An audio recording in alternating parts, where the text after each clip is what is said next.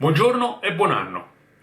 Spero che abbiate passato delle buone feste e come ad ogni Natale ognuno di noi indugia un po' di più nel mangiare. Allora io ho pensato, passate le feste quelle classiche, di fare un piatto che fosse, diciamo così, disintossicante. E allora oggi vi proporrò una zuppa fatta con i fagioli e il cavolo nero. Se vorrete, alla fine della ricetta vi darò anche qualche indicazione sui fagioli che ho utilizzato, perché sono un po' diversi da quelli che vengono utilizzati normalmente. Quindi adesso vediamo la ricetta e ci vediamo alla fine del video. E per chi ancora non l'avesse fatto, iscrivetevi al canale e cliccate la campanella lì sotto, così non perderete le mie prossime ricette. A dopo!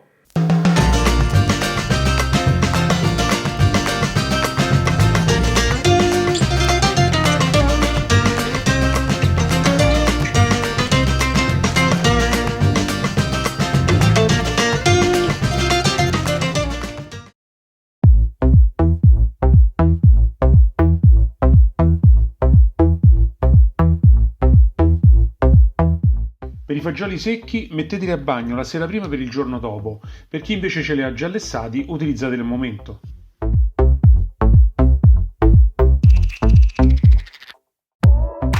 Sciacquate bene sotto l'acqua corrente i fagioli. Dopodiché metteteli in una casseruola capiente e poi metteteci dentro l'acqua. Deve essere il doppio del volume dei fagioli. Mettete sempre nell'acqua con i fagioli uno spicchio d'aglio e delle foglie di alloro. Infine mettete la casseruola su fuoco medio coperta. Una cosa importantissima: non buttate via l'acqua dei fagioli, ci servirà dopo per fare la zuppa.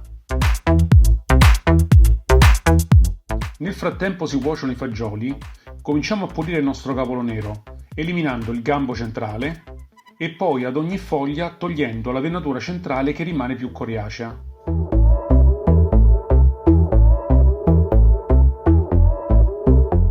Una volta cotti i fagioli, ne mettiamo una parte nel mixer che frulleremo, mentre gli altri li lasceremo interi.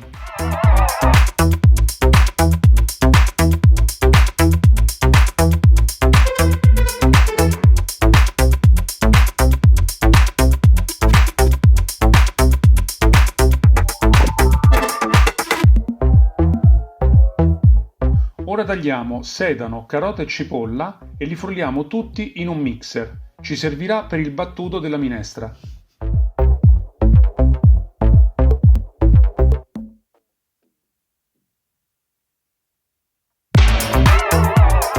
Nella stessa casseruola dove abbiamo cotto i fagioli mettiamo un filo d'olio e il battuto di sedano, carota e cipolla tritato precedentemente e facciamolo soffriggere per qualche minuto.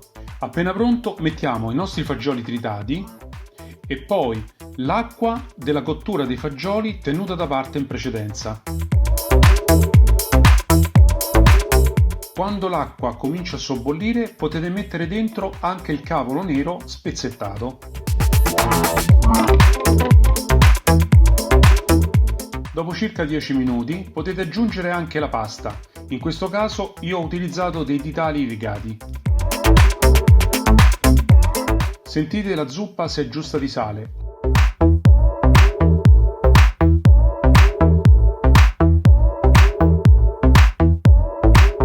Appena pronta la zuppa potete anche aggiungere ora i fagioli interi tenuti precedentemente.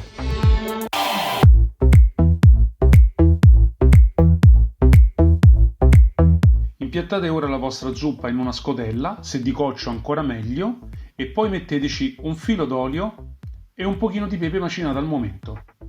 Buon appetito!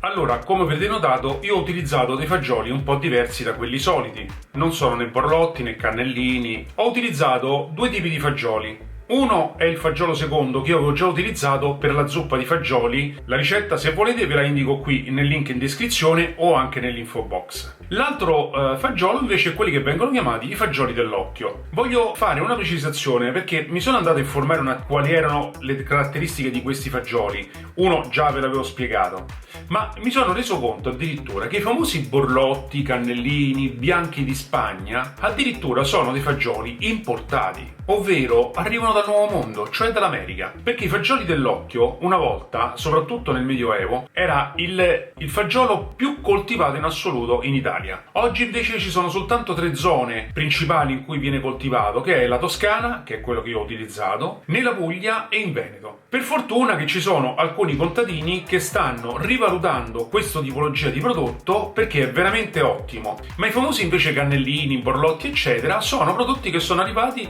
dall'America. Perché hanno avuto più successo questi piuttosto quelli nostrani? Perché chiaramente erano più grandi, avevano una massima resa rispetto a questi che invece ne avevano molta di meno. Però oggi stiamo rivalutando questa tipologia di prodotto, ne sono veramente contento perché sono veramente molto molto buoni e vi li consiglio. In più hanno anche un bel effetto scenografico se fate caso. Bene, questa era un po' la storia che vi volevo dare su questi fagioli. Io vi ringrazio per avermi tenuto compagnia fino a questo momento e vi aspetto alla prossima ricetta.